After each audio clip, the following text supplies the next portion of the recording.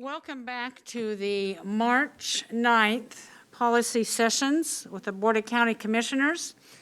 Gary, would you like to kick off the first session? Yes, Chair Smith, thank you. First, we have a presentation on Oak Lodge and Gladstone Community Project Update, Gladstone and Oak Lodge Libraries. You're going to have two separate sessions here. This first one, you are meeting as the Board of County Commissioners for Clackamas County. So please keep that hat on as you are doing your deliberations for this topic. Our presenters are Laura Zentner, Director of Business and Community Services, and Catherine Krieger, Project Manager for the Library Project. So Laura, please take it away. Thank you. Good afternoon, Chair Smith, Commissioners, and Administrator Schmidt. We're here today to provide an update on the Oak Lodge and Gladstone Community Project and to request your approval to move forward with a contract amendment with Opsis LLP, the project contractor, for consideration at the March 18th BCC meeting. Due to the limited time for the presentation, I will not provide the typical background information that I would normally provide. However, I do want to make a few comments about the significance of this project. This project stems from a lawsuit and a settlement agreement which requires the county to build and operate one library with two locations, one in Gladstone and one in the unincorporated Oak Lodge service area. The project has been a very high priority for the city of Gladstone, Clackamas County, and North Clackamas Parks and Recreation District.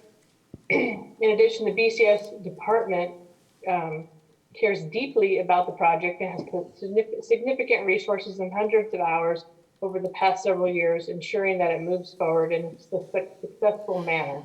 The project is also a very high priority for the communities of Oak Grove, Jennings Lodge, and Gladstone. After more than 2 years of planning, designing, and analyzing, and extensive community involvement, two hardworking community task forces each unanimously recommended a master plan. One for a new community center, library, park, and offices on the Concord site in Oak Grove, and one for a new library in Gladstone. This project will be transformational for the Jennings Lodge, Oak Grove, and Gladstone communities and will provide a much-awaited place to gather and grow for those community members. So with that, I'm going to turn it over to Catherine, the project manager, and she'll share an update on the project. Thank you very much.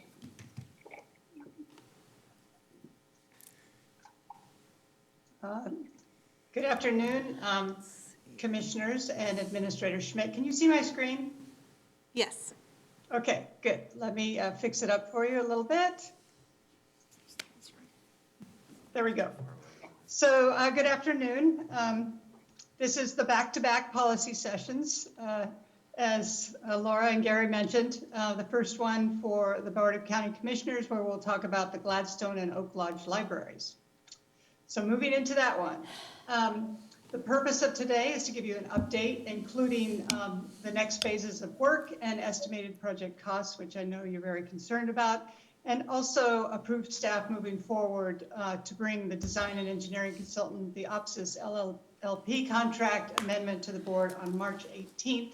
It could be March 25th, depending on procurement staff needs. And that would get us started on the project if you did that. So there's been a lot of history, as you know, as Laura mentioned, 5 policy sessions in the last couple of years, 2 issues and updates, and 4 business meetings. The last business meeting was the approval. You approved the Gladstone and Concord master plans, as did the BCC acting as the Ncprd Board of Directors. As a reminder, this is the Gladstone Library Master Plan. It is a 6,000 square foot library in the city of Gladstone. And this is the Oak Lodge Library and Ncprd Community Center, Park, and offices on a 6-acre property on Concord Road near McLaughlin. So the next year and a half, there is a significant amount of work to do to get these projects ready for construction. Beginning now, if possible, and then ending with permitting and bidding for this phase of the work. Construction would be a separate amendment to the Opsis contract. We do have significant design and engineering work, and also cost estimates planned to be done at significant intervals along the way. The contract also includes community engagement. You have requested of us a robust community engagement process, and we would continue that request in the next phases of work with task force meetings, public events, focus groups. We also have land use hearings to do, and also we intend to meet with the District Advisory Committee for Ncprd. The Opsis contract is a $4 million total contract. The highlighted areas here for Gladstone and Oak Lodge, 830 is the 830,500. It would be the Gladstone portion of the work. Oak Lodge at 1.02 million, and that would take us through permitting. And I'll get to the Ncprd portion in a minute. So the project cost, this is the part I want to spend the most time on in the presentation, is the increasing costs. Can we So what stop you see- for a minute? Catherine, the slides are not Yeah, moving. can we stop? Oh. Are you supposed to be showing us slides? You're not seeing the slides? No, we have the introductory slides, so everything you've said. Let me give it another shot. Are you doing that, or are we doing that from here? No, I'm doing that. Did you submit these for the packet, Catherine? No, I didn't. I'm doing it here from my desk. Okay. Can you see that? Yeah, we'll pick up right here. Are you seeing the Opsis contract amendment? Yes. Okay. I apologize for that. That was, it was showing up on my screen in the room. I don't know what happened. But let me know if you want me to repeat anything. I'll start here. So this is the 830,000 Gladstone Library portion of the Opsis contract, and then the 1.02 for the Oak Lodge Library portion. So getting to the project costs, can you see the two bars, the bar charts in front of you? Yes? Okay, thank you. So on the left are the master plan estimates. On the right, the updated cost estimates. Starting at the master planning on the left, updated right. The gray areas are the indirect costs. Orange are the direct costs. So the direct costs are usually what would be in the contractor's contract. Indirect are what the owner needs to pay to make this project happen. There's a number of things in there, and I'll talk about that in a minute. So you can see that the primary change here is the increase from 30% of this direct cost to 69% of the direct cost. That results in a total increase of about 1.1 million. And there was also a little bit of a decrease in the construction cost on that, but a net result of increased costs. On the second, on the library, the same thing here. We've got the increase of indirect costs, the gray bar, increasing from 2.8 million to 4.1 million. That is significant increase in costs. Also an increase in cost of the direct construction from 9.3 to 9.9 for an overall increase of about 1.9. So why the increase in costs? I know you're want to ask that question. So it's primarily the indirect cost increase. So in the beginning, when we brought the master plan to you, the 30% of the direct construction cost was a lump sum figure. It's a number that is used commonly in projects as a placeholder. There was no detail to that number. Now we have more detail, and it is verified to the extent I can. These are the categories that I now have in the new updated cost estimates for the two projects. I have a property category, building and site related things like oil tank removal, hazardous materials abatement. We have a really good furniture estimate now. Professional services, which include the architects and engineers, building permits, system development charges, And I would like to say that our systems development charges were recently reevaluated and went down significantly by about $550,000, and that is not reflected in these costs on the screen today. Also, there is a category for project staff, support, people like me. We also want to bring on a contractor for pre-construction to help us keep our costs in line, and also an owner's representative, which would help with project management. There's also a category of actuals to date. So we are tracking all of the costs on the project. So the funding sources, you saw this slide before. The area in the gray have not changed. Those are the library funding sources, shared library funding sources. The increased cost of about $3 million would need to come from a Clackamas County bond. That bond, it would increase by $3 million for the total project cost of $20 for the libraries.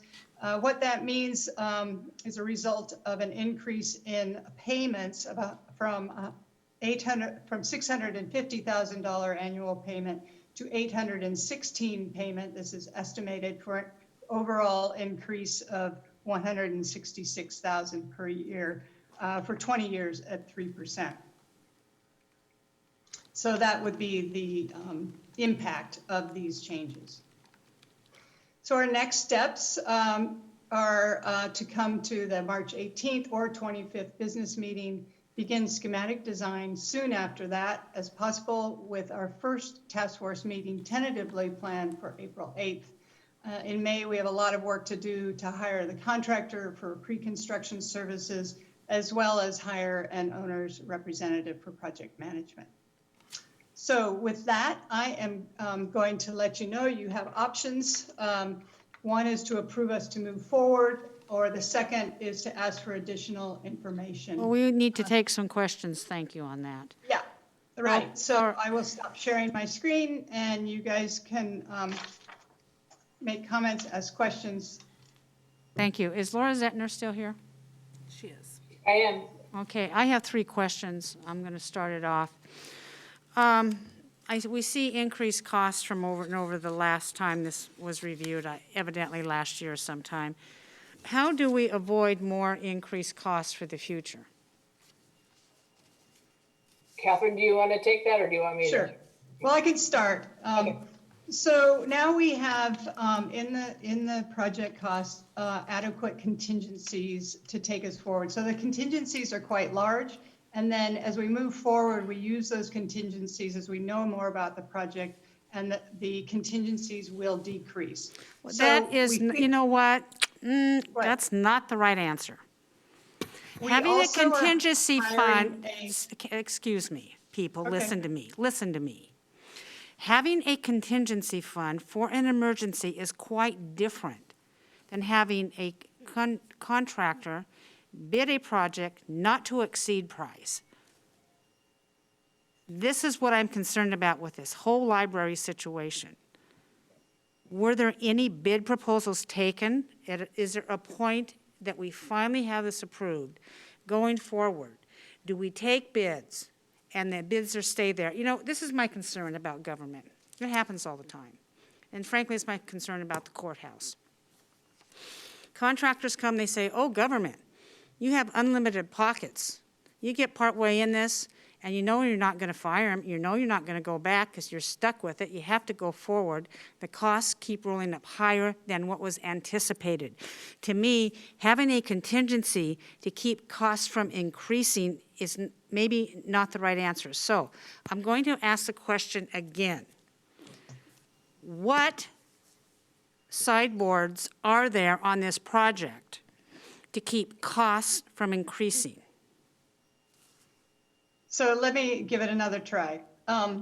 So we are intending to hire a contractor, and we are intending to have a maximum guaranteed price at the end of construction documents at the beginning of permitting.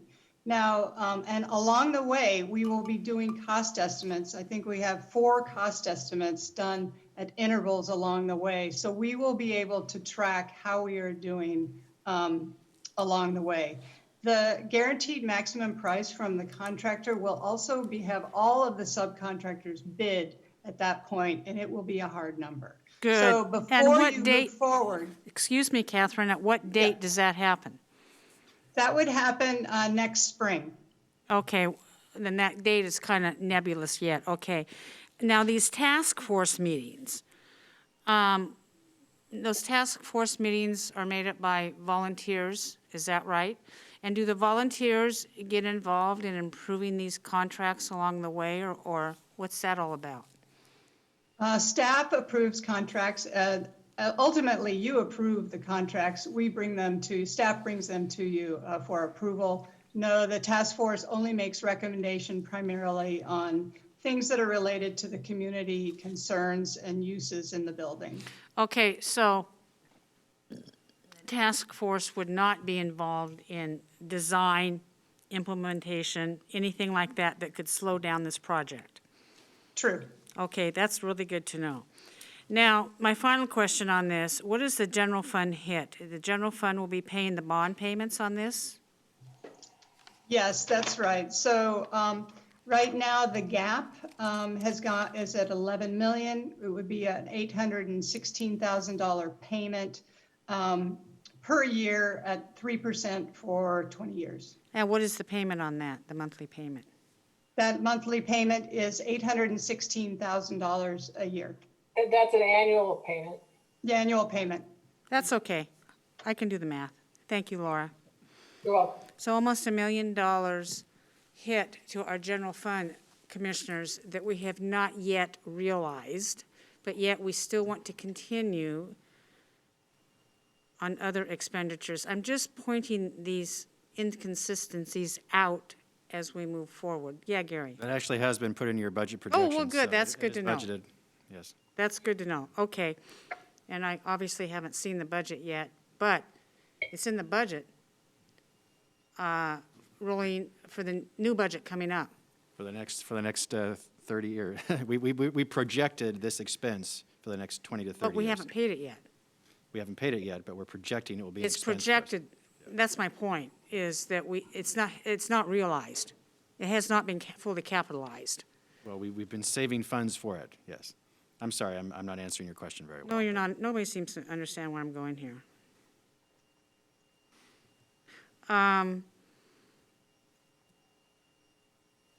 Any other commissioners have anything to say? Yes. Commissioner Scholl, you're, Oh, thank you, Chair Smith. sorry, my thing wasn't on. Two questions. With the increase of the annual payment from 1,600 and some thousand to 800 and some thousand, and you don't need to answer this now, but is there a possibility we could look at downsizing the size of that 19,500 square foot Oak Lodge Library? And the second question is, for the contractor for pre-construction services, what is their role and what's the cost for that service?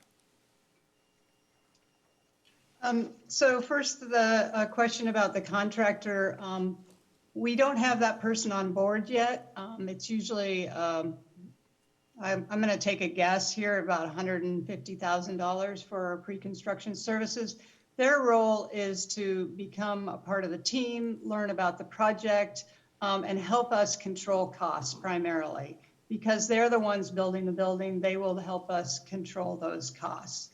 I'm sorry, what was your first question, Commissioner Schull? Catherine, the other question was, in light of the increase of the annual payment from 1,600 and some thousand to 800 and some thousand, is there a possibility we could look at reducing yeah. the size of the Oak Lodge Library from 19,500 square feet to something more affordable?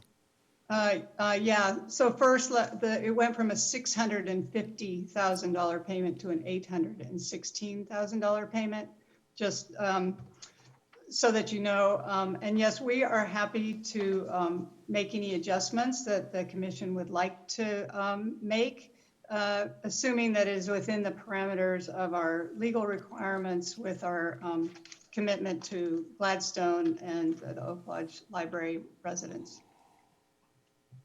Okay, thank you. Christina?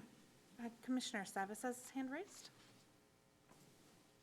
Yeah, just a little bit of a history lesson. And I guess I'll go back to the most recent one, which staff kind of touched on in the beginning presentation. This is a settlement agreement with the city of Gladstone as a result of a greater plan that was implemented many moons ago, but really not that long ago, Tootie and commissioners. So back in the day, before the library district was formed, the county was paying millions of dollars to operate the libraries in the county. So the idea was, how do we reduce that annual cost from the general fund of libraries and rid ourselves really of that expense? And so the plan was to form the district and do this distribution and build these libraries and somewhat reduce that significantly. And that's actually been accomplished to a great degree. So the hiccup was with the sizing of the libraries and the burden on the smaller cities like Gladstone. So the long and the short of it, the sizing or the square footage of these libraries, for example, is really based on the population. So this is it's really called, we call it, or Don Krupp, who was one of the people that got us to this point and helped us get us to this point, and I mean this in a positive way, was to, it's one library, two locations, so that there will be amenities in one library that the other library location won't have. So there'll be opportunities for people in the community to go to either of the two libraries to get everything that they perhaps might have their needs or unique needs. So if we change the formula for one and then we're going to impact really, the impact will be really with both parties of the settlement agreement. So in reality, in the whole picture of what was put forth way before I became on the commission, and frankly, Tootie, you might recall some of the discussion from staff when you were on the commission from 2013 to 2017, that this was something we were trying to work out with Gladstone. We got ourselves in some hot water. So the solution is viable, and I'm pretty much of a budget hawk, and I see the big picture here. So we'll get there from here. This is the last phase, but this is a significant improvement from years back when the general fund hit was in the millions. Yeah, I understand that, Paul. I want to thank you for that history lesson. Yes, I was there. The reason for my question is, number one, to let the public know what's going on in full transparency. And that's why I ask these questions. And as chair, I feel at least somebody needs to do that. And I realize that we're in this situation because the county lost a lawsuit. Or else we probably wouldn't be. Is that right, Gary? It was a settlement to an existing lawsuit. Oh, excuse me, settlement. Geez, I get those mixed up. Yeah, even though lawyers and judges are involved, I have trouble understanding really which is which. We lost, and therefore we are paying dearly for this. And but I think that the numbers need to be made out. And when I talk about, I'm not asking for any design changes whatsoever. As somebody who's built many properties, I know that is just horrid, an increased cost. I just want to make sure moving forward that we really work hard to keep our costs in check. Costs are going to go up.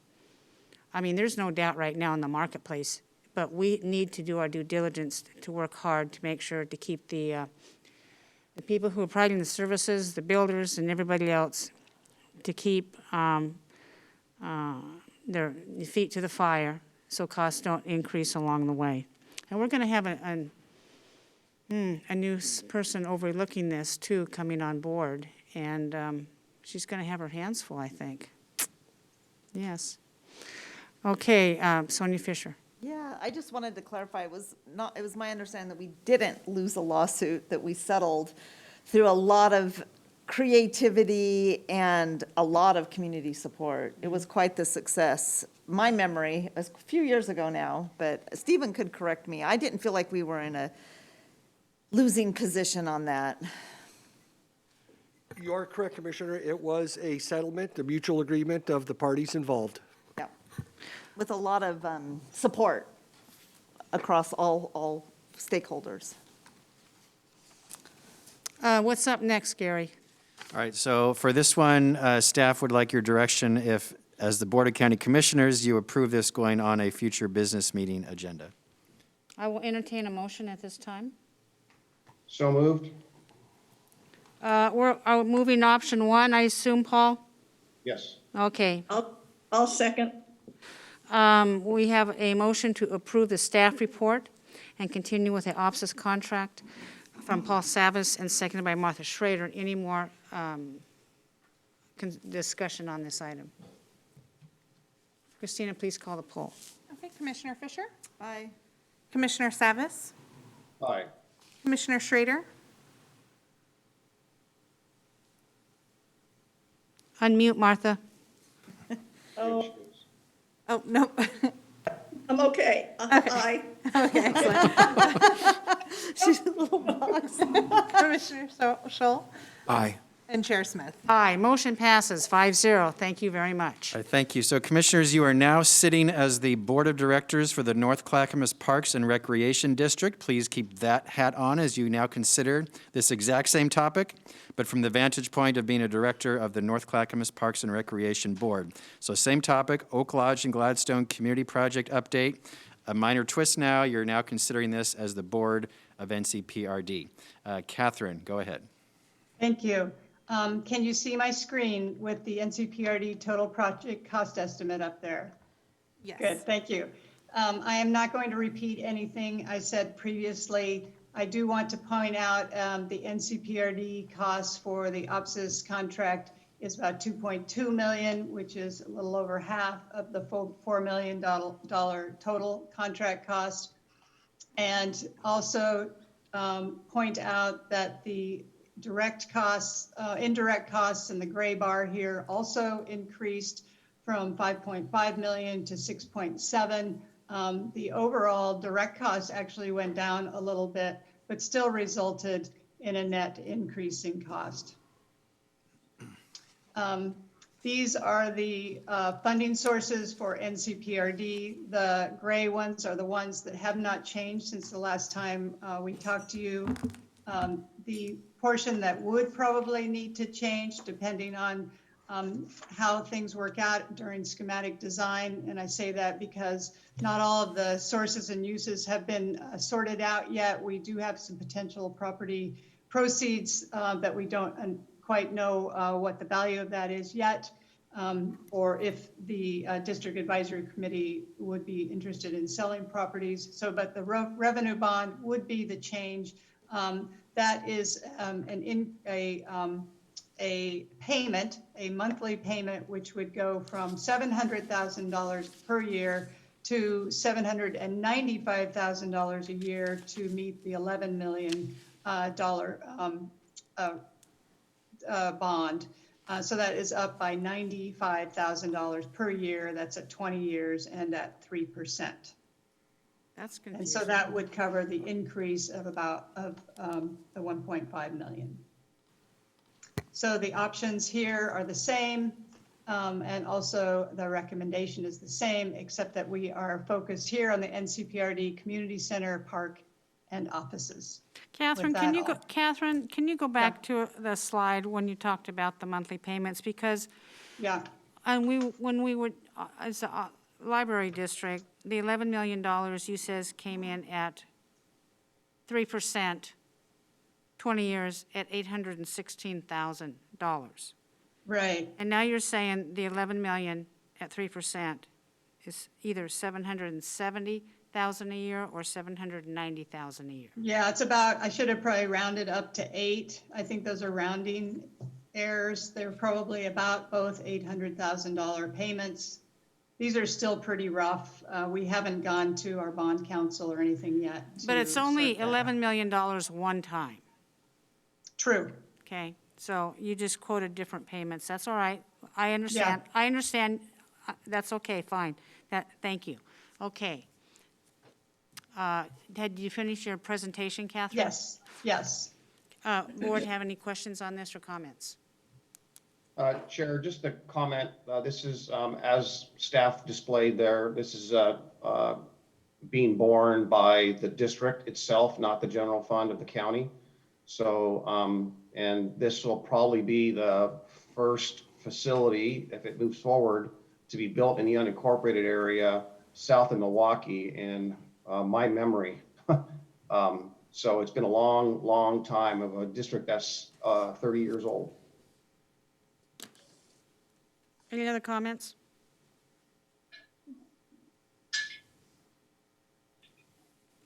No. Okay, I'll entertain a motion. I move for approval? Approval of option 1, Paul? Yes, The correct. staff report to bring the Opsis contract amendment to the BCC. Do I hear a second? Second. It has been moved by Commissioner Savas and seconded by Commissioner Schrader. Is that correct? Yes. Thank you. Any other comments? Christina, please call the poll. Commissioner Fisher? Aye. Commissioner Savas? Aye. Commissioner Schrader? Aye. Commissioner Scholl? Aye. And Chair Smith? Aye, motion passes 5-0. All right, thank you, Catherine and Laura. Could you, either of you, please email these slides to the board just so they can look at those, please? That would be appreciated. Absolutely. Will do. Thank you very much. Thank you. Thank you.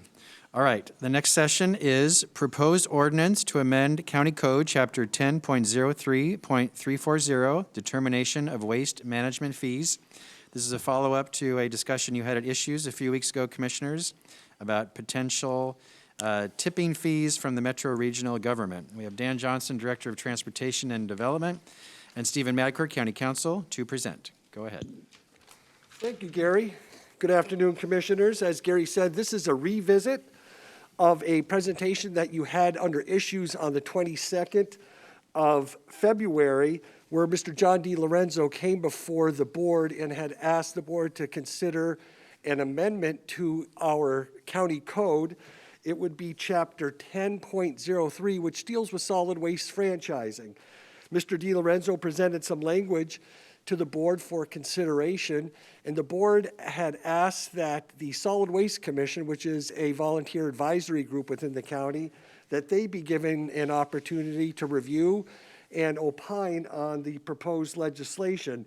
And that group met on March 1st, and their findings and opinions are included in the staff report itself, and I'll let Mr. Johnson speak to that. But if the board decides today that it wants to go forward with having a public hearing on this proposed ordinance amendment, we would have that noticed, and that would be a public hearing, and it would allow members of the public, customers, waste haulers, other folks like that, to opine. It would be a regular code amendment. It requires 2 readings, no less than 13 days apart, and the proposal here is for this to be, if it were to pass, it'd be effective immediately as opposed to the 90-day delay period, which is in statute. So I'll let Mr. Johnson speak to what happened at Solid Waste Commission, but I'll also let the commissioners know that in the audience today is John D. Lorenzo, and also Shane Abma from Metro as well, if you had any questions for either of the parties in that matter. Great, thank you. Stephen. Certainly. Dan, do you want to talk to him what Thank happened you. I at the get to Solid pass on Waste all the great Commission? news. That's fabulous. Commissioner Dan Johnson, Director of Transportation and Development. To add a little bit onto Mr. Madcourt's presentation, you sent us away with 4 questions, specifically one of which related to the review by the Solid Waste Commission. The first question, I'm reading this almost verbatim out of the packets that we presented to you already. Has the ordinance been discussed with the franchise haulers? The collectors have representation on the Solid Waste Commission, and they were present at the March 1st, 2021 Solid Waste Commission meeting. Staff also notified the collectors, who will have an opportunity to provide public comment if the ordinance is moved to a public hearing at the board's discretion. Second question, does this duplicate the existing annual review process? How will approving the ordinance affect the board's ability to review fees? Under the ordinance, if Metro enacts any reduction in the tip fee, the board would be required to directly adjust fees to reflect the reduction. This reduction would occur at the time the tip fee is reduced. The annual review fee, as outlined in your materials above on page 2, would continue under the ordinance and would also include consideration of a mid-cycle reduction when looking at the fee model. The next question, what is the Solid Waste Commission's view on the proposed ordinance? Again, they met on March 1st. They were able to conduct an emergency meeting to respond to the board's inquiry. The staff report for the meeting is attached in your materials. The board's discussion in its issue session was included for the Solid Waste Commission to observe. Additionally, in the meeting, both Mr. DiLorenzo and Shane Abma, senior attorney for Metro, were in the audience and were provided an opportunity to comment. After deliberation, the Solid Waste Commission voted 6-0-1 with 1 abstention not to recommend adoption of the ordinance. In their deliberation, the Solid Waste Commission expressed a general consensus that code currently provides the board full authority and discretion to increase or decrease fees and pass on reductions or increased costs. 2, the fee review process is extensive and per code is considered and passes on the benefits of reduction in cost to customers. Last but not least is question number 4. Has the county ever enacted a rate reduction? Following the annual review process, when considering the full costs and savings within the system, the board has held fees flat when Metro decreased fees. And there have been no reductions to date. In 2017, Metro reduced tipping fees by $1.30. In 2014, Metro reduced the tip fees by $1. These reductions were considered by the board along with other increasing expenses. In each case, the board made the decision to hold the fee rates as previously approved. So no increases were assumed at that point in time. I'm here to answer any questions you may have. Eben Polk, who has more familiarity with the fee review process, is here as well if you have any specific questions about that process. Thank you, Dan. We have somebody in the queue. Is that Paul? Yeah, Commissioner Savas. Commissioner Savas, go ahead, please. Yeah, I really appreciate the board packet. I found it to be quite informative and actually a little bit puzzling. So maybe I'm not sure who might respond to my questions or comments, but I'm glad to hear that there's people in the room here that can. So I read it twice because I was actually a little bit puzzled by something, but I just want to just say right up front that the way I read this is it suggests, as Dan had kind of read one of those things, that we directly adjust the fees. And having about 14 years of budgeting experience on utilities and 10 years of that being in an elected position as utilities, there are times where maybe you have a really harsh winter, and you break a pipe or you have a lot of pipe breakage, so you have extra expense, which could result in a rate increase, right? So we did a lot of things to be very deliberate into having rate smoothing. And what I mean by rate smoothing is you don't have peaks and ups and downs. You try and smooth that out. You have in mind the best interest of economics to the ratepayers. And as a result of smoothing, there's no financial impact if it's done correctly to the ratepayers. So my question is there a way to soften this language to give the Board of County Commissioners the ability to say, geez, we could reduce it by 3 cents, but maybe it's just better just to smooth that out and leave it flat. And apparently, over the years, if staff has cited, instead of reducing it, we've let it flat. And I don't know the history going back prior to my role on being on the commission, but I do know that the ratepayers don't often, I don't care what kind of utility is, are really not receptive to a lot of changes. So it's not sometimes advantageous to go through a lot of changes, but of course, being responsible to the ratepayers and giving them the best bang for the buck and making sure that we are keeping our pencils sharp and we are mindful of the expense to them. So if the result of smoothing, let's just say in the terms that I'm using it in, is of no financial detriment to the ratepayers, why would we not want to give ourselves that ability? Paul, is that a question you would like answered? Yes, please. We have a couple people on Zoom, right? Yes, Yeah. who do you think would be the best? Who wants to answer? We have 2 people on Zoom. Well, I could answer. Certainly, if the board wanted to temper or modify this language, it certainly could. As it's currently drafted, it basically says 100% goes through to the ratepayers themselves. It says commensurate and as soon as reasonably practical. So it's almost like automatically effective. So it doesn't leave the governing body or the Solid Waste Commission with a lot of discretion. It certainly could if you wanted to modify the language. And the Solid Waste Commission is advisory only, right? Correct. That's correct. Thank you. And they are a Clackamas County appointed body. Is that correct, Gary? You appoint them, commissioners. Yeah, we appoint them, and they work under the umbrella of Clackamas County government. They don't work under the umbrella of Metro government, do they? No. Okay. I want that point of clarification to be made very clear here today. Chair Smith, I did have one more thing I wanted to raise too. Yes, So- go ahead, Commissioner Savas, talk all you want. Yeah, well, thank you. So I think that's one thing that the board can consider, is just perhaps changing the language to make the rate smoothing. The other part that I didn't very clearly read, and again, I went and read it again, I couldn't find the answer, is that the material and the result of the commission's comments and their vote and the language therein seems to be of one type of subject matter and surrounds a few issues. However, legal counsel for Metro, Mr. Abma, who's in the room apparently, I read his material and it seemed like they were actually two different subjects. I know they're not, but the way they were presented, they just feel like there's just a night and day difference. So can someone bridge those two together and help me understand what Mr. Abma was saying with regards to something that's not really addressed in the packet anywhere? I mean, there seems to be a void there. Thank you. Would you like me to bring him in? Well, if one comes in, then they both get to come in.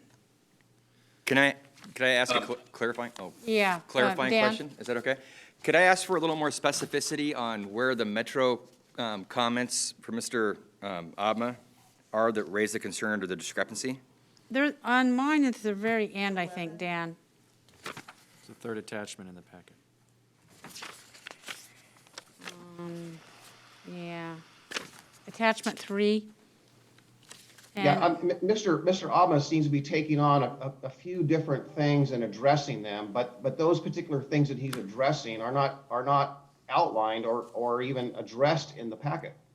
That's true, Commissioner, because I think he prefaces it with, he's getting into some of the details of the case itself and some of the arguments put forth in the case. He talks about, John says Metro changed course, and Metro says, no, that was always our position on things. So he's getting into some of the more granular components of the lawsuit itself, as opposed to the legislative proposal, which is before you today. But I understand your point.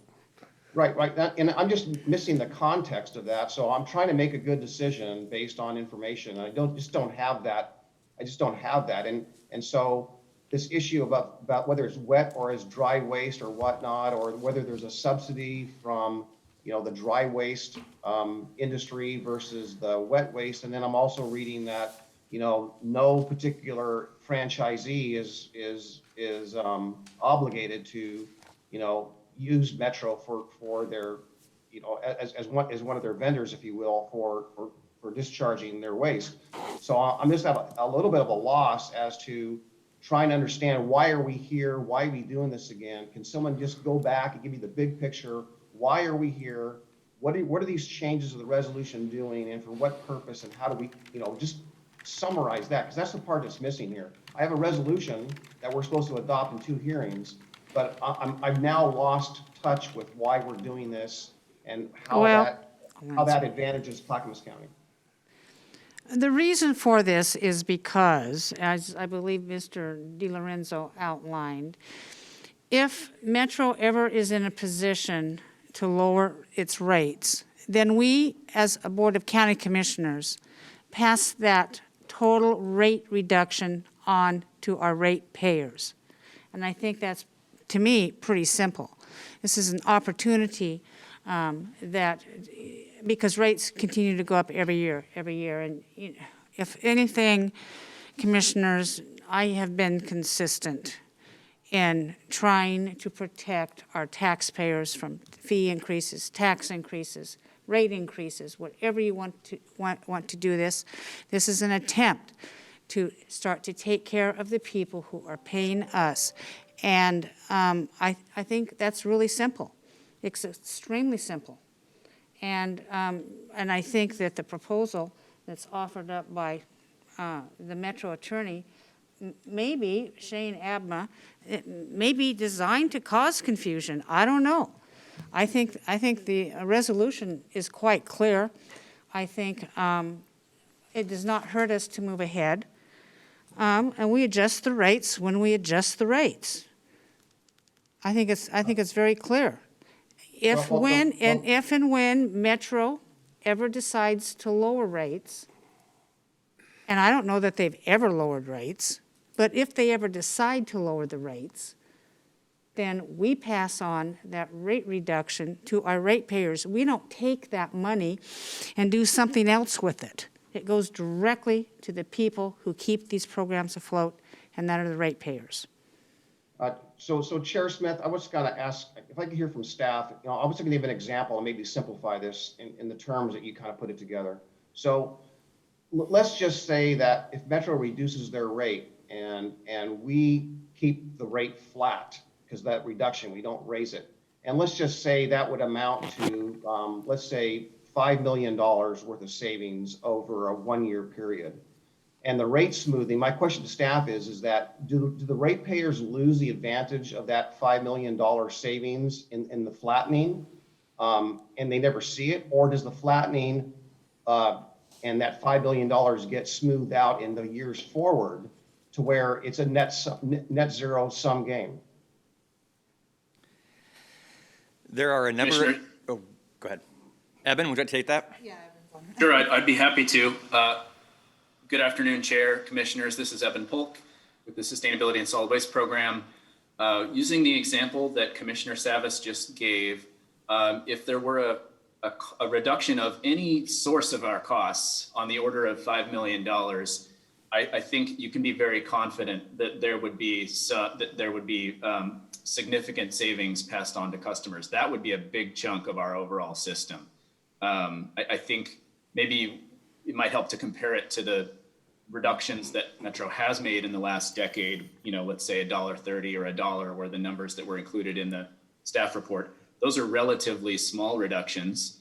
And I believe they were essentially, to use Commissioner Savas's term, rate smoothed, in the sense that there were other sources of costs that increased at the same time.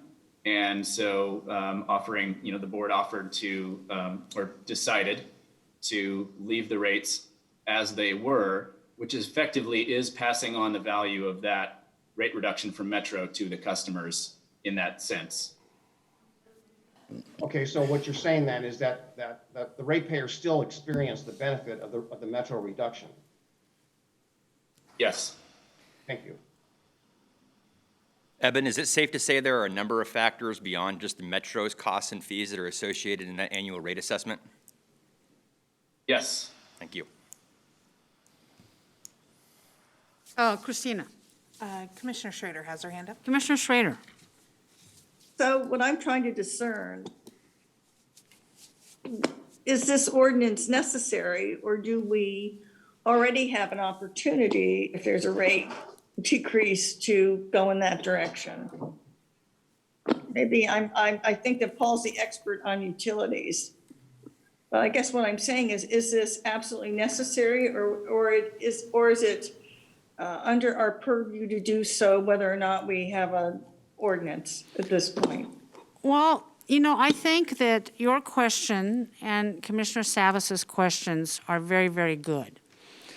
And I think that can be fully vetted if we were to pass this on to a public hearing where we would have all parties involved come forward and answer these questions, and perhaps even submit more questions to them in writing and possibly clear up this stuff. And then at the time of the public hearing, if we want to change some language in this particular ordinance, I think we can do so at the time.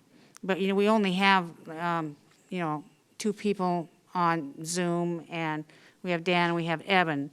So maybe more opinions would be warranted if we were able to move this to a public hearing. Or, Stephen, wouldn't we have 2 public hearings? You could do it in one if it was unanimous and it was properly noticed, but typically we do it 2, like I said, no less than 13 days apart. So we would do 2 public hearings where the public would have an opportunity to opine. I will point out for Commissioner Schrader, though, that our Solid Waste Commission believes, when reviewing this, that this board currently possesses the authority and discretion to increase and decrease fees. at its own discretion, not automatically and not commensurate with any fee decrease or increase from Metro, but it does possess that authority. All right. Yeah. We just have to hide it to anything to do with Metro. Right, basically. correct. So, no, just, so Chair Smith, I'm okay with moving the resolution forward, but I would certainly like to maybe make one modification and give us the discretion on whether or not we, in the event that there is a reduction, so that we're not forced to lower the rates and not do a smoothing type approach where the ratepayers are still, they're not out one penny, they're still experiencing the benefit, but we're not forced to just respond to a Metro change and make a rate change when we can just do smoothing. Well, I would rather have that conversation at our next hearing. We're going to have 2 hearings, Paul. We're going to have an opportunity, I think, as Stephen Madcore said, for 2 hearings. And I think it will give us all more time to consider the smoothing out of the rates at that time, if that's what this board wants to do. If you wouldn't mind. That's fine. If that's what the board wants to do, we can wordsmith it then. Yeah, I'm Commissioner. okay to go moving forward with it. Okay, and I'm prepared to make a motion. I'm going to move that the ordinance to amend the county code, chapter 10.03.34, to a public hearing. Thank you. I had my hand raised. I didn't see you, I'm sorry. I just made a motion. There's a motion on the table. There's a motion on the table. Do I hear a second? Chair I'll Smith. second it for sake of discussion. Okay, Paul's going to second. Now, Commissioner Fisher, go ahead and with your comments. Okay, please advise me as to how to let myself be known that I have a question, because I was wanting to respond to Commissioner. It's very difficult. I know Savas. that. Well, you said to let you know how. No, I know. And so I thought I would answer your question here. What do you want to say, Commissioner Fisher? Well, I'm wanting first to know how I get in queue, because it's not working. Sometimes I don't always see who's in the queue. Just a few minutes ago, Christina has made a modification to my light panel. This light panel works really good for me to see who's on Zoom. I suggest that maybe you get in the light panel and you're going to have a big red light flash at me, and I will know you were here. Because just for the board's knowledge on what the chair does at this meeting, I do not it's hard for me to pay attention to all 6 people in the room at one time. I have one video here in front of me. I have 3 pages of notes. I have my computer over here, and I have 2 cell phones that I'm answering to. So maybe, Commissioner Fisher, we can get you a button system. Sounds good. Either that or somehow to participate on Zoom, because I really wanted to respond to Commissioner Savas quite some time ago. Well, you go ahead and respond to him. And to say that the reason why we are here is because there is an interest from John DiLorenzo's clients to pursue a lawsuit against Metro. And in order to do that, we need to have an ordinance change. And my question, before I think any of us should move forward with this, is number 1, does doing this hurt local government's ability to have the discretion that we've always had? Because I think, Commissioner Savas, you're interested in keeping discretion for the local government. And back to your original question is, what is our goal and what is our duty to the people of Clackamas County? So I have a question before moving forward as to, are we giving up our discretion? Because it looks to me like we are if we move forward with this ordinance. Well, as I said. Question for our attorney. And as chair, I'm going to answer this for you because I'm the chair of this meeting. As I said before, when we come to the public hearing, we will have an opportunity to hear from every single person who wants to come to testify. And at that time, if we want to wordsmith this document, Commissioner Fisher, we can do it at that time. Yeah, well, my interest in deciding if we should move forward with valuable public resources in conducting a hearing and moving forward is to have that question answered. So, Stephen, I'm looking to you. Or to Dan. This is pretty tightly worded. It does say commensurate. So if Metro reduces the rate, then it would be commensurately reduced locally. And if you wanted to engage with more discretion, or as Commissioner Savas said, smoothing. Chair Smith is correct, that could take place at the first public hearing, or it could take place between now and the public hearing if there was direction in that matter, or you could just go with the current language and have it amended later on. You'll have 2 hearings and opportunities to do it. But right now, it is aligned with the reduction. It seems to me that if they drop rates by $10, it would be not automatic, but it says as soon as reasonably practicable. So a short period of time later, it would be a $10 reduction. It wouldn't be 6, 7, or 8. You wouldn't have the discretion. Yeah, well, and that seems to me that gives up too much local control, because there may be a situation where having fees for one thing, we may want to have greater fees in another. We may want that discretion. So I would be concerned about giving up our local control. Christina, who's in the queue? Commissioner Savas. Commissioner Savas, go ahead. Yeah, I just want to build on something. So I guess my other question is related to this topic is that if we put a discretion thing in there where we have the ability to smooth one year and reduce the other accordingly, does that negate the effort to hold Metro accountable if there is a subsidy between dry and wet waste, and so that one industry is not favored at the detriment of our ratepayers? I think that's a great question, and I'm not sure that we have anybody in here that can answer. They're saying no. I think that is a superb question, and we might want to add language like that in there. Well, my question is there any, there should be someone in the room, from what I heard, who's in the room right now that could answer that question. Do we have people in the queue that want to answer that, Christina? Well, I have people in the attendees list. Do you guys have any idea who would be able to answer it? Well, who's in there? Christina, who's in there? Well, we have 24 different attendees in there. I'm not sure who would. And none of them are raising their hands? I don't see anybody raising their hands, no.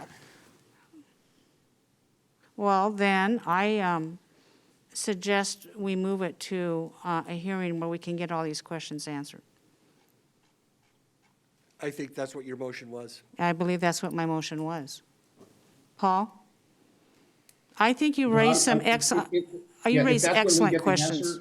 Yeah. Yeah, if that's when we get the answer, I guess we'll deal with it then. So I'm fine moving it forward if that's where we do the wordsmithing if needed and get the answers to my questions.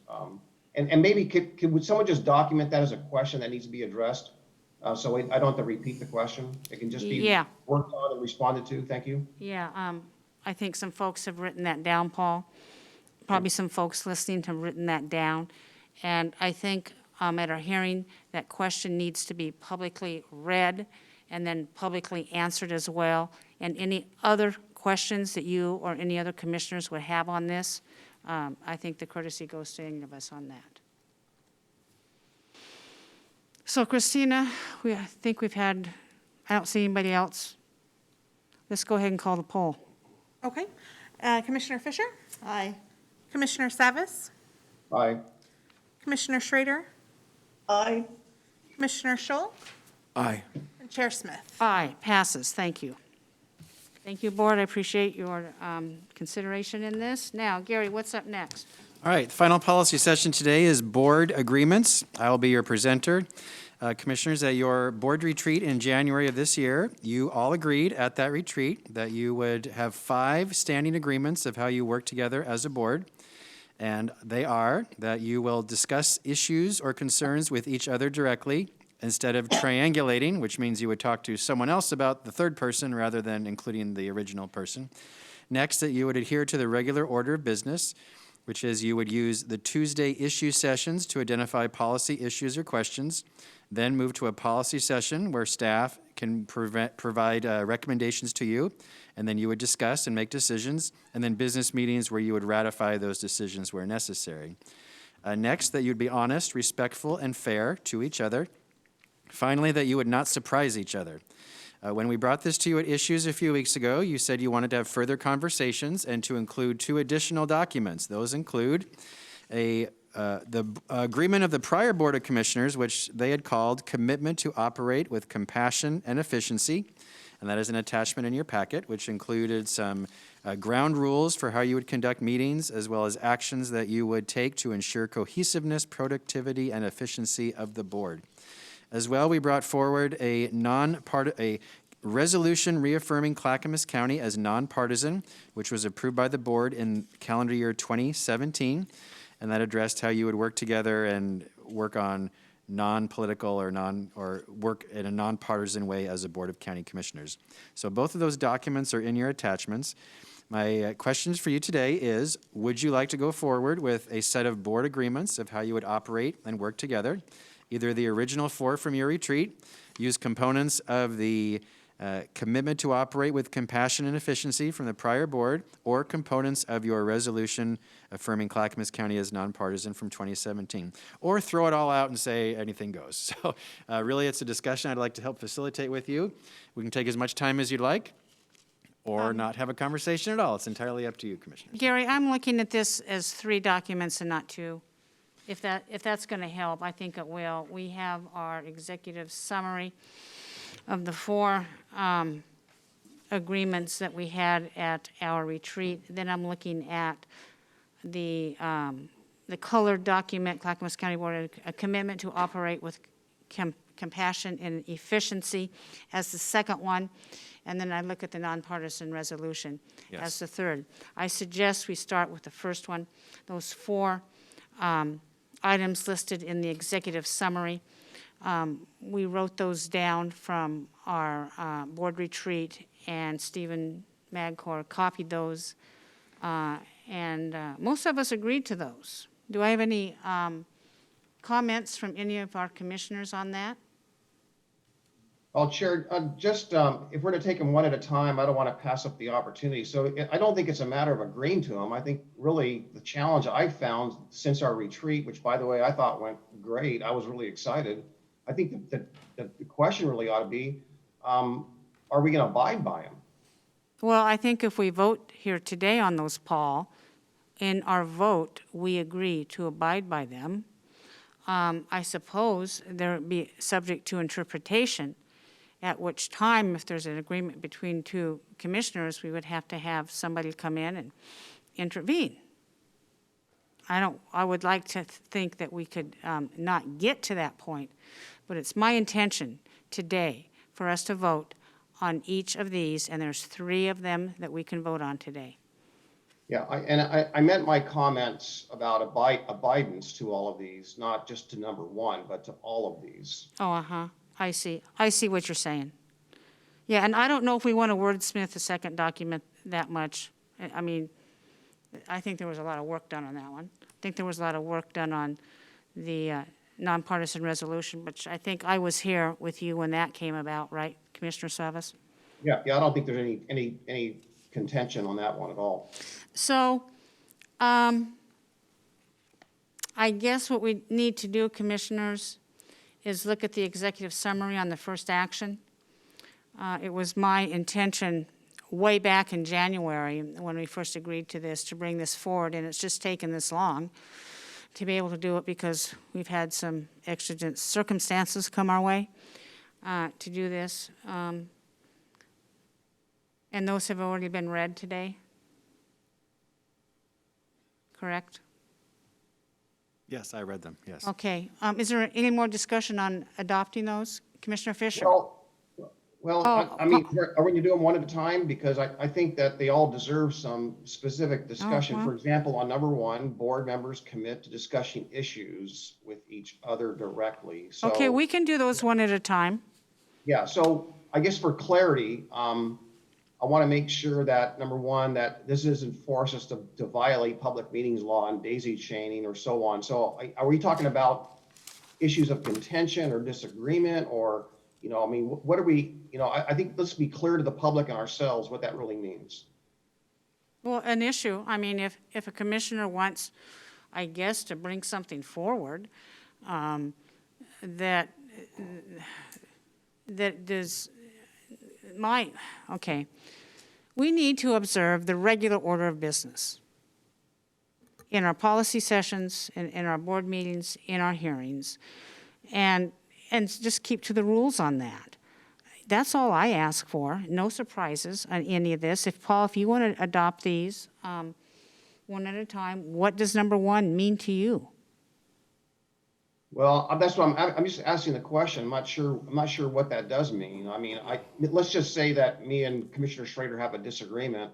If that's what it means and we discuss that to work it out between each other, then great. I mean, I just want to make sure the understanding of what that is. If it means that our weekly issues that we bring up to the administrator, that we discuss those with each other in advance, that's something completely different. So I just think we ought to be clear. Okay. Maybe it should say board members, if it intended to be the first, then let's just reword it to say board members commit to working out disagreements or issues of contention with each other directly. Well, this is more than disagreements. I think it's a courtesy to give a board member a head up. Hey, I would like to do policy X. It's not just disagreements. It would be, I don't want to call it agreements because I don't want to be daisy chaining, but hey, just a heads up. I heard from, for instance, this constituent, and there's a concern that this will happen, so therefore I'm going to address it but you don't have to necessarily, do that. Gary, help us out. So my memory from your retreat, which I was also present, was this number 1, where you would discuss issues with each other, was referring to interpersonal issues, not policy issues. So if you had a disagreement, a misunderstanding, a frustration, that you would talk to each other rather than talking about each other to someone else. So for Okay. example, if Paul and Martha had a disagreement, instead of Paul talking to Sonia and Tootie and everyone else, you just talk directly to Martha. So that was the intent, I believe, when I heard you talk about this. Thank you, Gary. I apologize, Commissioner Fisher, please, you're in the queue. Yeah, no, that's okay. I'm going to learn to do a dance. I'm going to come out into the middle and then I'm going to do it. I'm going to too. You just wait. So I think Paul makes a really good point, because where my concern is, and I stated this at the retreat, is these can be construed to invite us to violate the public meeting laws.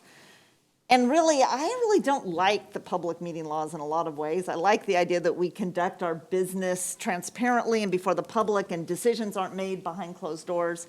But it does make it really awkward and difficult. But that is the law that we have.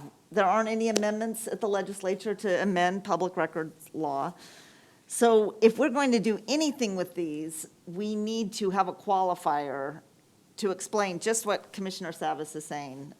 Because the issue, which I brought up during the retreat about make every effort to not surprise each other, that just sometimes may not be possible without violating our public meeting laws. We have to be really careful about that. So we could clarify number 1 by adding the word interpersonal in front of issues, and then we solve that problem. I think that's a good one. I like that, Gary. Martha, Scholl is shaking his head yes. I'm okay. Yeah, I'm Sound- okay with that one. I'll reread it. Board members commit to discussing interpersonal issues with each other directly. Is that okay? Yep. Okay. I'm going to read the second one. Adhere to the regular order of business. Use Tuesday issues to identify policy questions. Policy sessions are used for board discussion and direction. Business meetings for ratifying decisions when necessary. Okay, so Chair Smith, on this one, the very first part, adhere to the regular order of business. I think it's important to follow whether it's Sturgis or Robert's Rules of Orders, and specifically which Robert's Rules of Orders, because sometimes we do that and sometimes we don't. And I think we need to have, the confidence of what the rules of engagement or the rules of our meeting are. And so, for example, I've received some phone calls after our Tuesday session a week ago, and people said, if you're following rules of orders, you can't do straw polls, for example. You can't do what? You can't do straw polls. Robert's I rules. can't, I'm not. Straw polls. Straw polls. Straw polls. Straw polls. Straw polls. Oh, well, okay, well, we did it, so there. What, So regular order, my- Paul, let me finish. The regular order of business is what Marv defined for us in our retreat. And what I'm referring to regular order of business, and maybe we can change this, is that if any commissioner wants something discussed, we just don't make a motion in a business meeting. It goes through issues, we discuss it at issues. If the board believes it's good enough to have policy worked on it, we move it to a policy session of where we engage staff and whomever needs to be present to do that. If we decide at a policy session, maybe it takes one, maybe it's two, if we want to move forward, and then it goes to the business meeting. When I speak of regular order of business, what Marv spoke of regular order of business means that. Isn't that right, Gary? Yes, and if I may, not using any of you as an example, a violation would be a single commissioner goes to a staff member and says, let's do this, and then a staff member starts running with it rather than starting with the board first and talking to your colleagues. Or that one or two of you may talk offline on a proposal, and then this goes to the surprise rule. Suddenly there's a policy session scheduled and the rest of the board had no clue. So it's In a fact, follow order of business. my policy advisor brought up two things for me at our strategy session, presented them at our strategy session for consideration that went to issues. I mean, I didn't even bring up an issue. I had my staff person bring it up because it's very important that we follow the county's regular order of business. Now, if you want to call it something else, I'm open to that.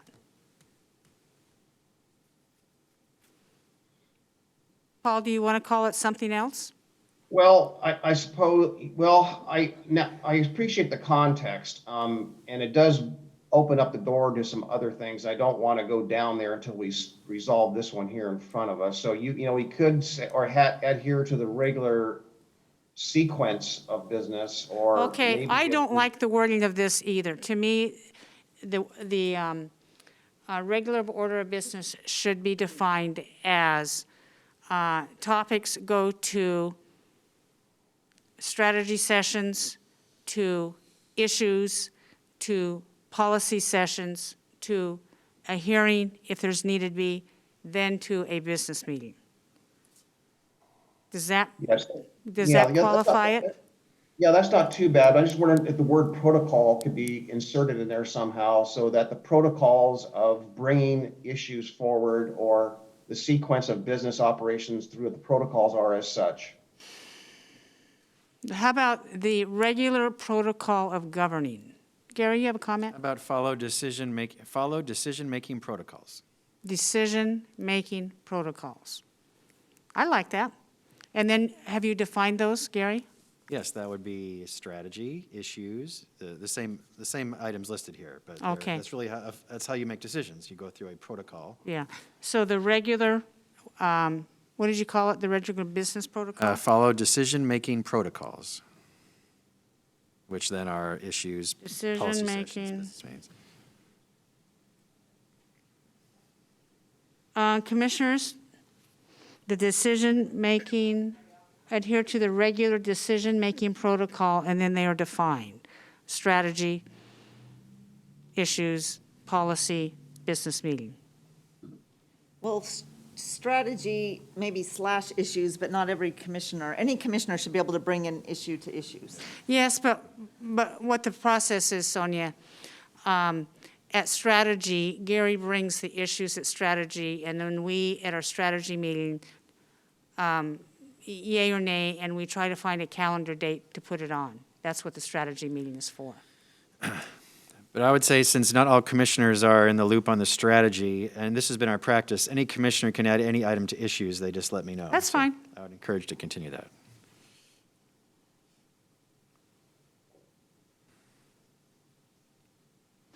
Is this okay by commissioners? It's good to me. I'm okay with the change. Okay with the change? Okay. The next one, number 3, be honest, respectful, and fair to each other. Do we have any comments on that?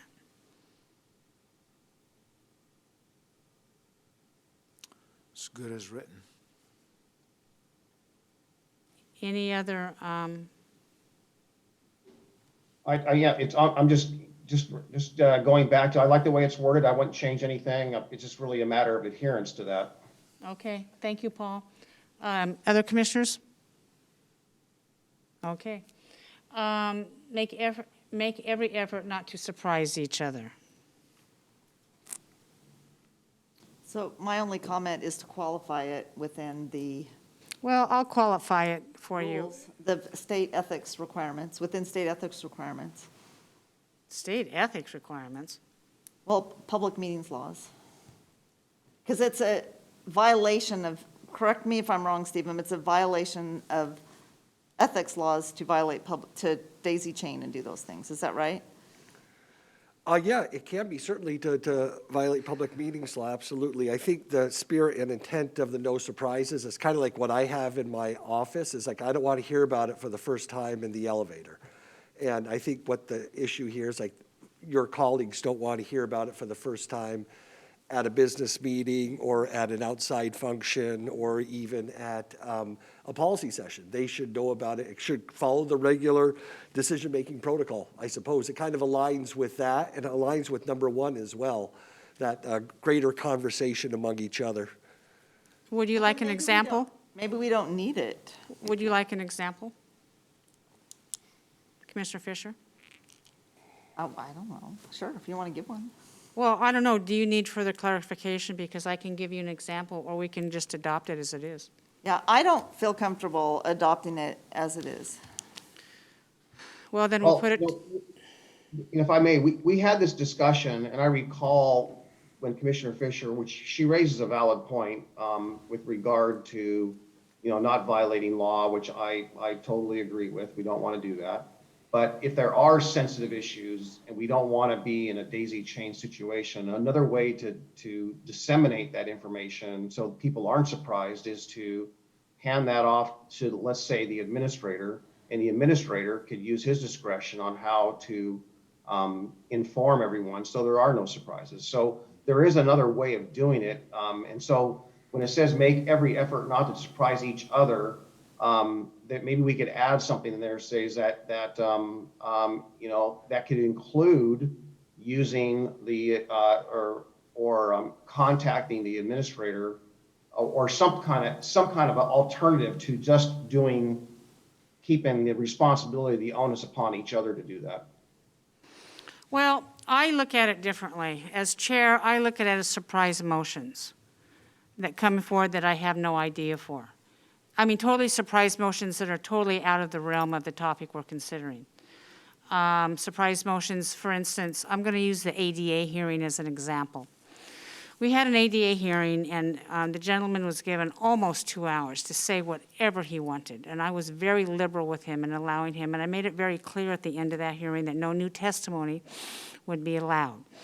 We had our second hearing, and of which we know how he voted. I stated again that no new testimony is allowed. But Commissioner Fisher, you got in the queue and insisted that the gentleman be allowed to testify as to the nature of his disability.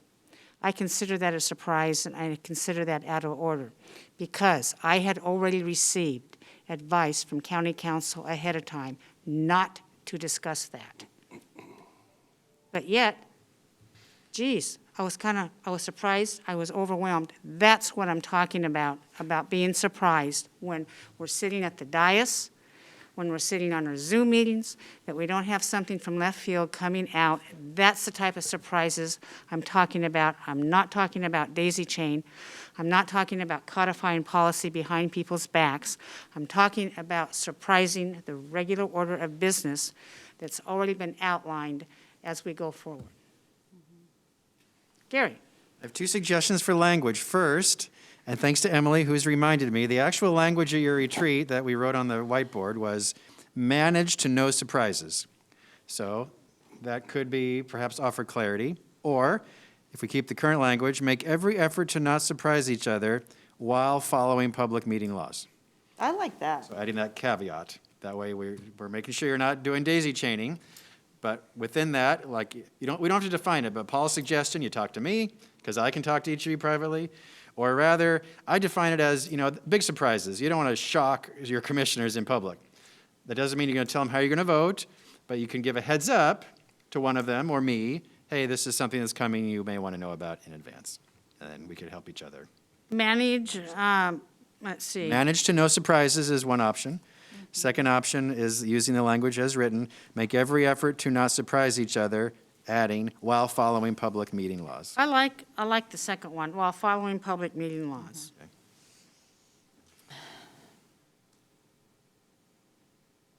Commissioner Fisher? So, and I'm also wondering about making sure that each of us takes on the duty of correcting any misinformation, if we want to add something like that. I don't know what that means. What does that mean? I think that we live in an age where misinformation through social media gets out there. I think if we each make that commitment that we will correct misinformation, then we can support each other in making sure that the public gets the right information.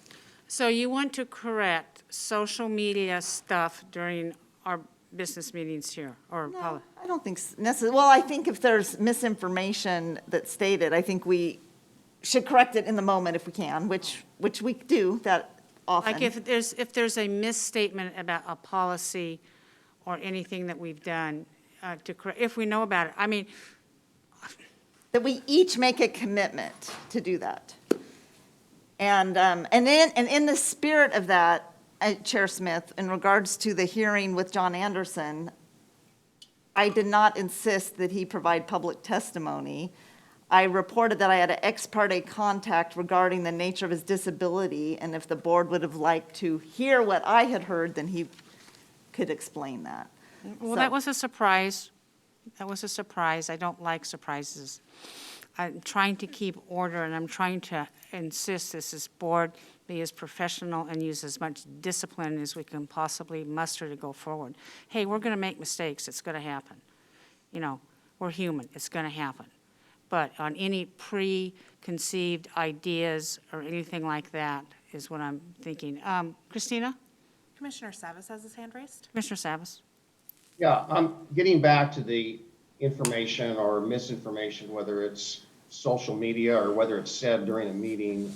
I think we should all, and when we get maybe to the second document about spirit and values and so forth, maybe we can discuss it there too. But I think it's incredibly important that, people look at us for information, and I presume that they're going to look for us for factual information, that we're doing our best to make sure we're clear. We have a department, committed to that, Public and Government Affairs. It's one of our goals to be transparent, to be, act with integrity and respect and be accountable and trust, because if there's misinformation, trust is lost. So, probably the most recent example that I can think of is really what's happened in the last several days with people thinking that we're going to increase the vehicle registration fee. I know that we have not, as a board, discussed raising the vehicle registration fee since this board was, reconstituted in January. There's no discussion, there's no interest, there's no will. No one has mentioned, nor staff, anyone has suggested that. But because of a Facebook post, and and the word increase has been used 3 times in one particular Facebook post, people are of the understanding that we're going to raise the vehicle registration fee. Well, I don't know that. While raising the vehicle registration fee is a topic all in and of itself, it is confusing, and it seems to me that we need to correct that. And how do we correct that? Well, Public and Government Affairs should be in front of that, or we ought to go through Public and Government Affairs when we to review our postings, because we are the spokespeople for the Board of County Commissioners, and most especially the chair has a tremendous burden of trying to be, I would assume, trying to be as accurate as possible. And it is a burden, because I was the chair for several years in my previous capacity. It's tough work to speak on behalf of the county and your colleagues. Okay, Paul. I never saw any Facebook posts about us raising a vehicle registration fee, but I'm not on it all the time. As I remember this discussion on the vehicle registration fee, do we want to refer to the voters to keep the vehicle registration fee, or allow them to vote on what had previously occurred? So when you talk about raising the vehicle registration fee, I'm as surprised of that as you are. And to think that me as the chair is going to be monitoring hundreds and thousands of people's Facebook posts because somebody wants to post some inaccurate information, you know what, that's not going to happen.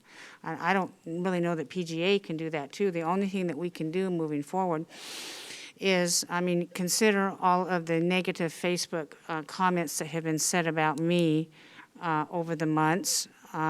Consider all the negative Facebook posts that have been said about Commissioner Scholl over the months.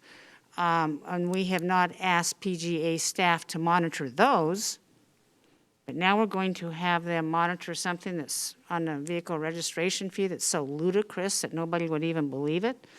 I think probably we're going to continue to handle social media the way we're handling social media.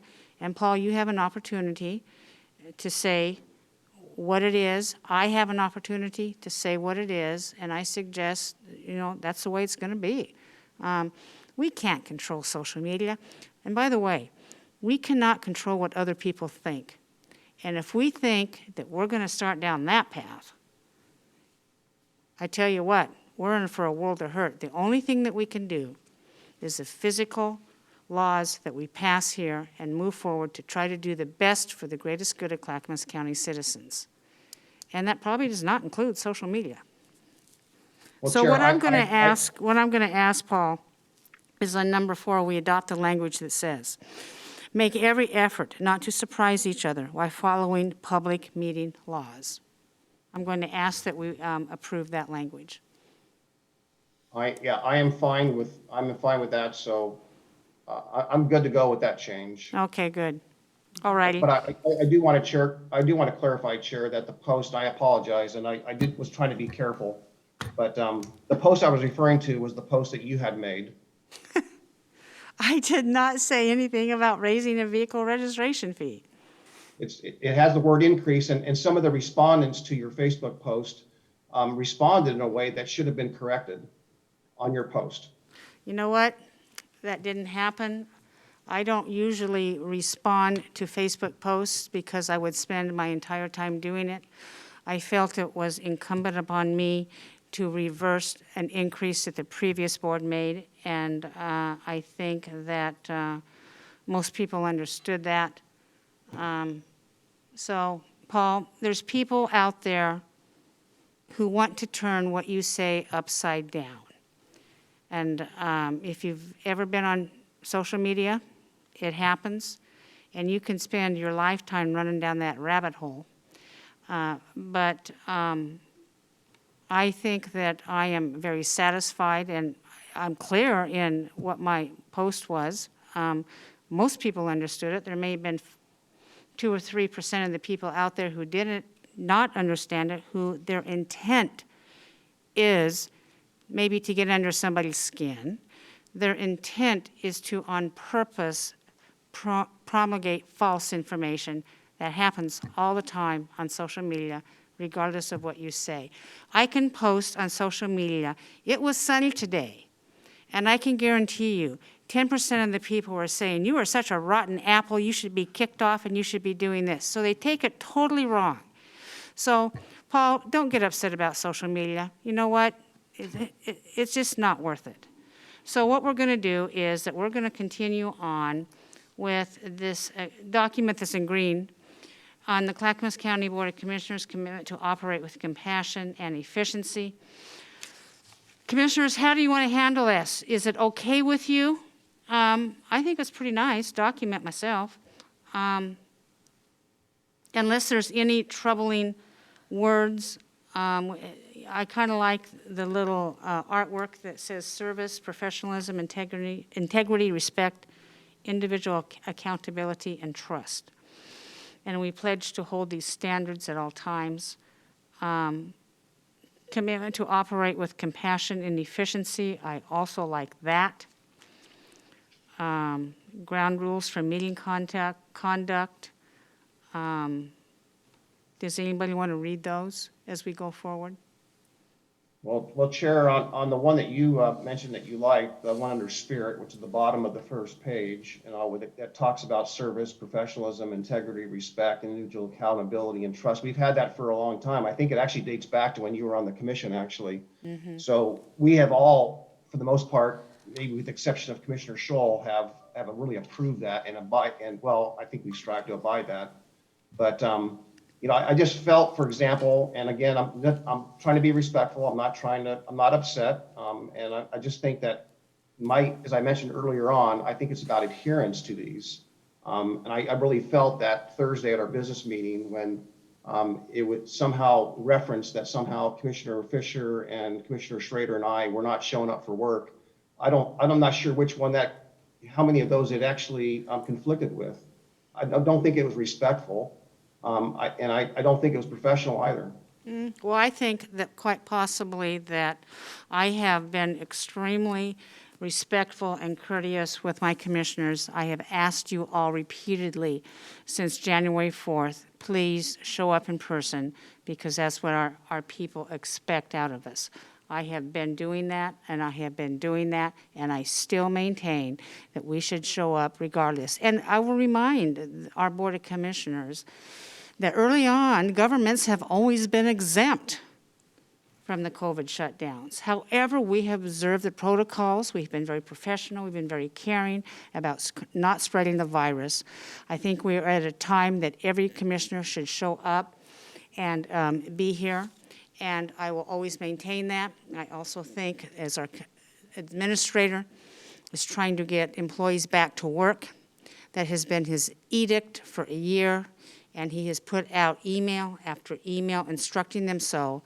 I believe it's up to the county commissioners to show an example and show up at our physical places of work because our taxpayers pay our salary, our taxpayers through deficit financing are paying for our office and all the other accoutrements that accompany public service. And we are public servants. And public servants and as leaders require us to go above and beyond maybe what the mainstream America is doing. And I take this responsibility quite seriously. Well, Chair, I really think that I'm here at work right now. Well, maybe you should come here and be at work, Commissioner Savas. Well, Commissioner Smith, it's not always possible to do that when other meetings are being held in Zoom around the country. I was participating in a national committee yesterday. I don't think anyone held me or thought of me as less, Matt, or each other, that we weren't all in the same room together because of COVID. And I made it very clear about in-person meetings. I didn't say you weren't here. I made it very clear. I am not finished, Chair. And that is that we have to realize that we are abiding by or trying to abide by county policy. So when this came up, when you came on the commission, the policy prior to you being on the commission was that only 2 commissioners can be in the building or on the 4th floor at one time. And I politely asked Gary, the administrator, to revisit that proposal and come out with the policy that we can follow so we can do it safely. We have not got there yet. There has been no written policy of how that went from 2 commissioners to 3 or to 4 or to 5. I am still waiting. I am not pushing for it, but if you're pushing for us or holding us accountable that somehow we're not showing up for work, politely, respectfully, all I'm saying is that give us the guidance that corrects or adjusts the previous guidance we were given of only 2 commissioners on the 4th floor. I don't think that as being responsible, we don't need a policy to tell us to show up in person and do our jobs. Gary, do we need that? Maybe we do, and if so, we'll bring it forward.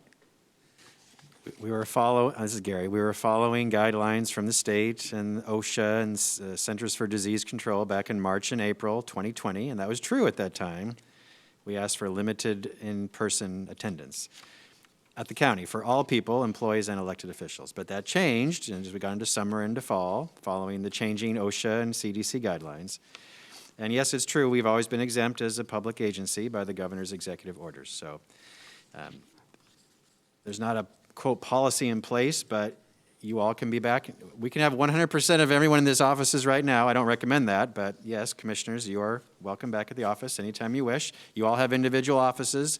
Our department is very well situated. We all have individual offices, plenty of space to maintain, like we do in this room. We restructured this room to maintain safety protocols. So. Martha, is she in the queue? Martha?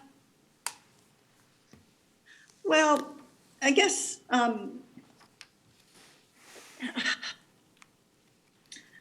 I, certainly feel myself, I want to come in more frequently. I mean, I can see that happening. But I also think that, I will be honest, I think that just because you're not physically there doesn't mean that you're not doing the job, you're doing it in a different way. However, I believe that it helps the social fabric of how we work. Okay, that, is again, the one-on-one, talking to each other in the hallway, trying to observe the protocols is, right, things are starting to turn around a little bit. But I think the rub is that whether you're doing the reading or whatever, you can do it at home, you can do it, at your desk, you can do it. But I would just put forth to all of us, I think we all work 24/7 all the time, quite frankly. Whether I'm physically here or I'm physically, in the building, I never really feel like I'm away from the job. And the reason being is, technology has changed so drastically that I just think that we can take advantage of it. And I also think that in some ways, I have been able to get more done, I think. In other ways, I may get interrupted more when I have crazy barking dogs that are barking at everything that goes by the front yard. So I guess I would just say to us that this is a conversation that 6 of one, half dozen of another. Let's not throw stones at each other one way or the other. I did talk to, the chair this morning, and I said, I'm willing to try and get in much more frequently. I think I'm ready for that. But if someone can't, or we're using the technology to the best of our ability and we're still getting it done, it's the 21st century. Thank God we have the technology that we have to use it. So I just wouldn't, to me, it isn't, it's good that we can come in, but it's also good we have an opportunity to work from home should we need to. And truly, during the pandemic, we really did need to social distance. I think with the immunizations moving forward, or the vaccinations moving forward, and us feeling comfortable going in, do I think it's good for us to, be an example for the rest of the folks? Yeah. But I don't think we're ready to open up the whole county yet. But I think that we can certainly exhibit the behavior and the protocols that need to happen. So look, I'm just trying to be a peacemaker because I think all of us work 24/7 really hard. I really do. I never worry about Paul working. He's always the one that has all the details at his fingertips. And I respect everybody I work with. So there you go. Commissioner Anyway. Schull, thank you, Commissioner Schrader. Commissioner Schull. Yes, Chair Smith. There are times when taking a Zoom call from a distant location might be a good idea. But what I found in talking to my constituents is that they are reassured that I'm doing my job when they see me in this building. And so that's why I make every effort to be here, except for those times when I need to be across the county someplace and I got to jump on a Zoom call, and be it on the computer or on these phones you gave us, we have the ability to do that. But I like being in the building because why? Because the people see me here and they're reassured that I'm doing my job. And I am not saying don't do Zoom calls. I do Zoom calls. It saves driving. Every week I have a tri-chairs meeting where I don't have to go to Multnomah County or, heaven forbid, clear out to Hillsborough every third Monday of the month, and my other chairs don't have to come to Clackamas County. I mean, that saves us a ton of time. It's very efficient. I'm talking about twice a week during our policy sessions and our business meeting, and I don't think that's too much to ask out of any commissioner. We have set it up.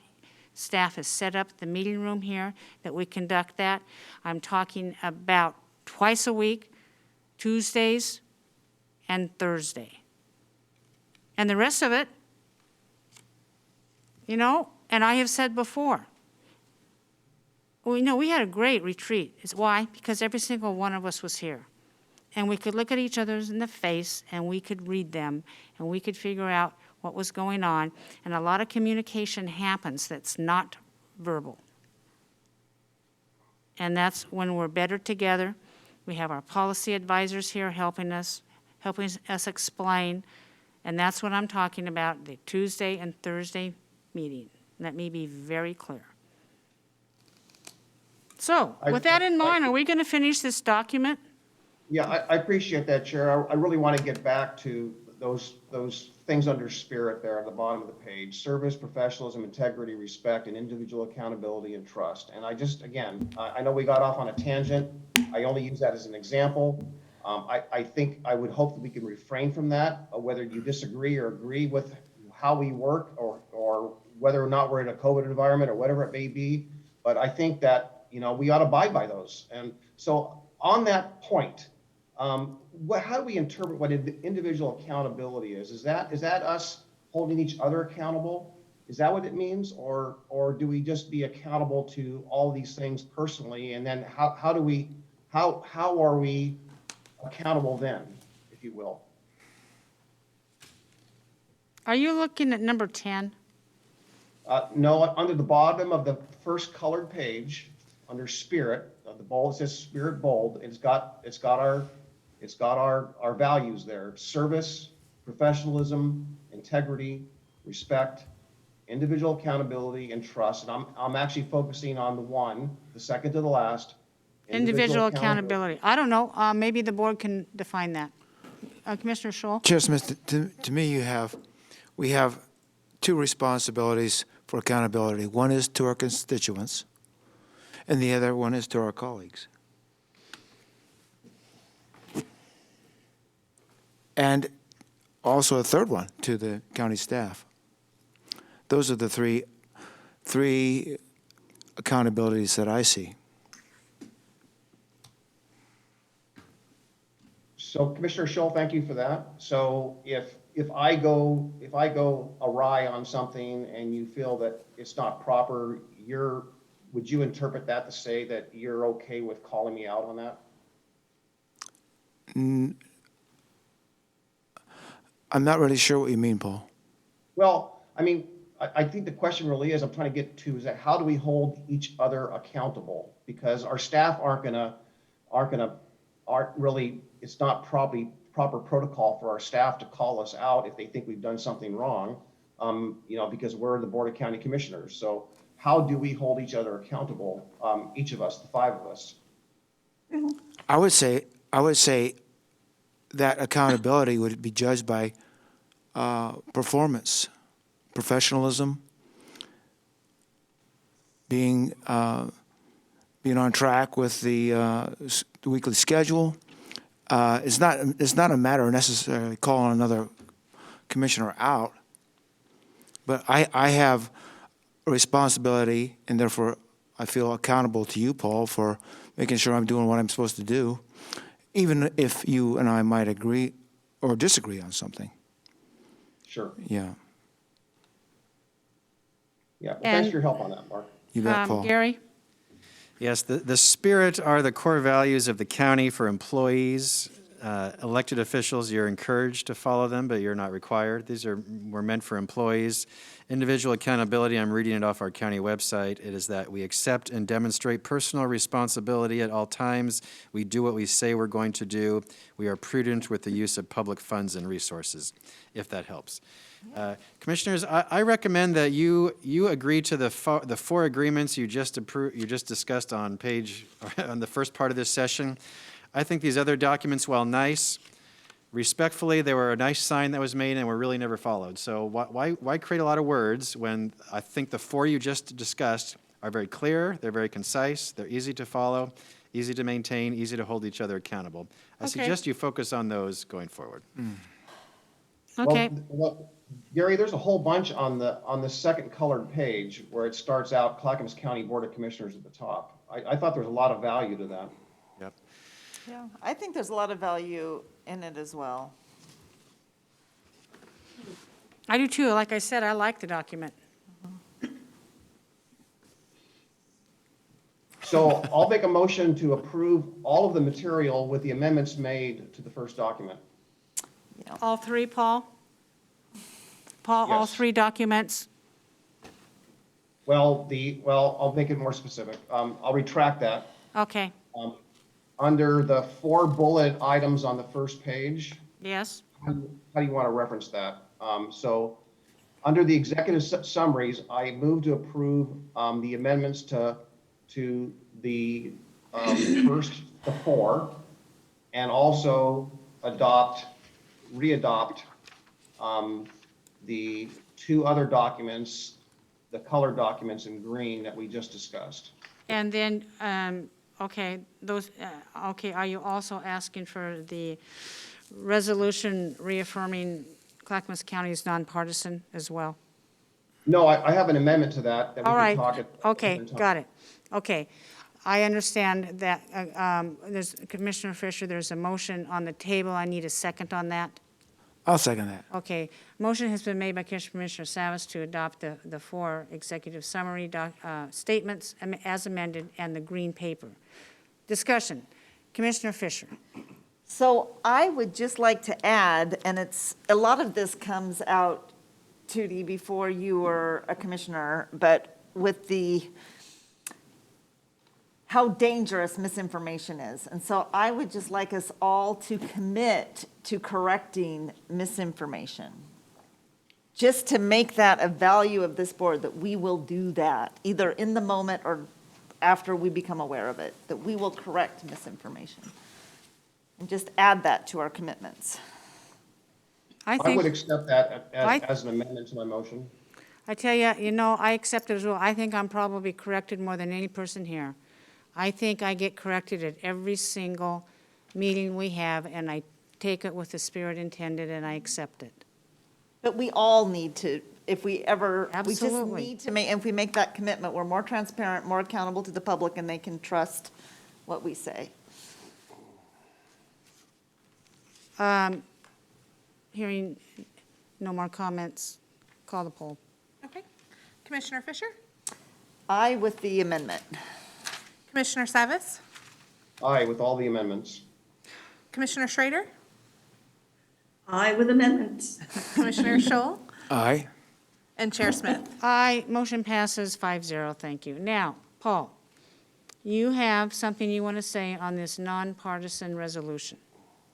Yeah, I had some language, and I don't know if I had asked staff to wordsmith it. We don't have to do that today. We can bring that back. So absent having that, I didn't look at my email to see if that had come forth. Let me Why look. don't you go ahead and read it? Is it very long?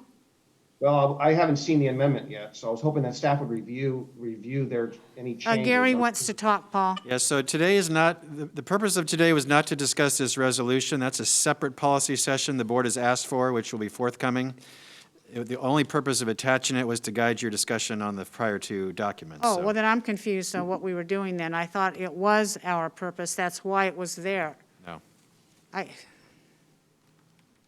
Yeah, so I'll bring that amendment back. I'm sorry, I said that right at the start of the meeting, Chair. This was just a document to advise your board agreements, if you want to add components Paul, of it. do you want to bring it back with, Yes. I'll bring it back. Okay, good, all right, we can do that. I thought it was here for us to consider without knowing otherwise. That's why I said what I said. Okey-doke.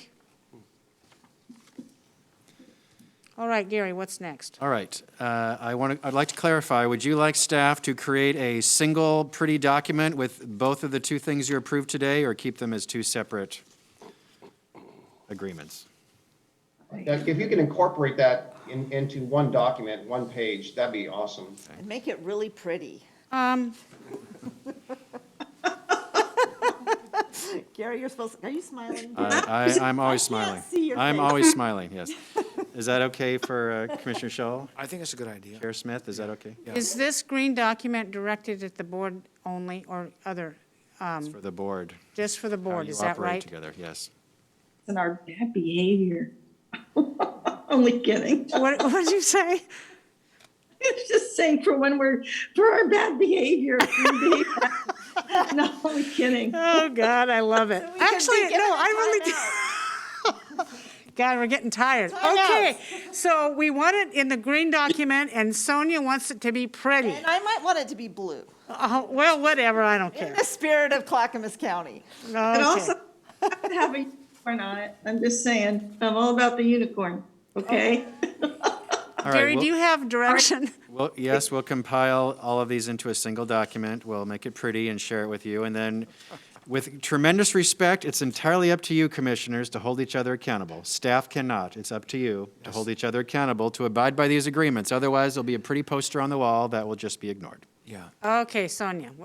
So I am just curious, I thought we did have a really positive retreat, and I'm not sure when or how, but I would like to see us continue the work of working together effectively and functionally, and possibly with the facilitator.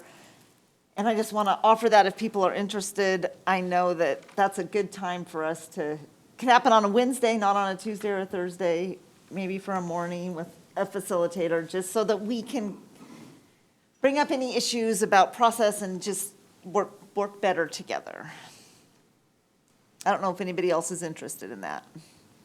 I'm not at this point. We've got from now until budget time, only because I'm looking at the schedule, Commissioner Fisher. Until budget time, we are pretty much packed. We'll consider it this summer. Let's put off that decision until this summer. Well, I would, I somewhat echo Commissioner Fisher's request, but maybe if there's something that promulgates us to reconsider moving that up, we could move it up at a different time and just let it lay. But I'm just hoping we can work together, read this and abide by that, and find ways of holding each other accountable and give it a college try in what we have. And if we've got a failure or we can't seem to get past something, that we take up Commissioner Fisher on her suggestion. Well, I tell you why I'm hesitant. If this is going to be a session that's designed to bring up every fault that somebody has said or committed in the past, I'm not interested in it, will not happen. And that's what I'm afraid it's going to do. However, if we want to work on positive, futuristic behaviors going forward, I might consider it. But I think there's, what I heard today from some people, from some of our commissioners, there's some hurt feelings and ill will, and they want an opportunity to maybe use that facilitated session as an attack on each other. And I'm not interested in going there. Yeah, our last board went through the DISC analysis, which is a definition of leadership styles, and went through some exercises regarding how to work better with each other in certain kinds of situations. I found that very useful in understanding my fellow commissioners. That might be, it's a tool that the counties use in other departments. That might be something that we want to do. There's also another awesome book that Gary suggested that I don't know if my other commissioners read it, but I read it a while ago, Dealing with People You Can't Stand. That might be a good retreat because it goes through when you're dealing with different types of interactions and what's a good way to respond. My interest is on how to create functional collaborative interactions, and there are some tools with people that are much smarter than I am that can help facilitate that. After budget, if we have time in our schedule, we'll consider it then. Which I'm hoping there is time. I'm hoping that we are not going at this insane pace that we're doing now. Gary?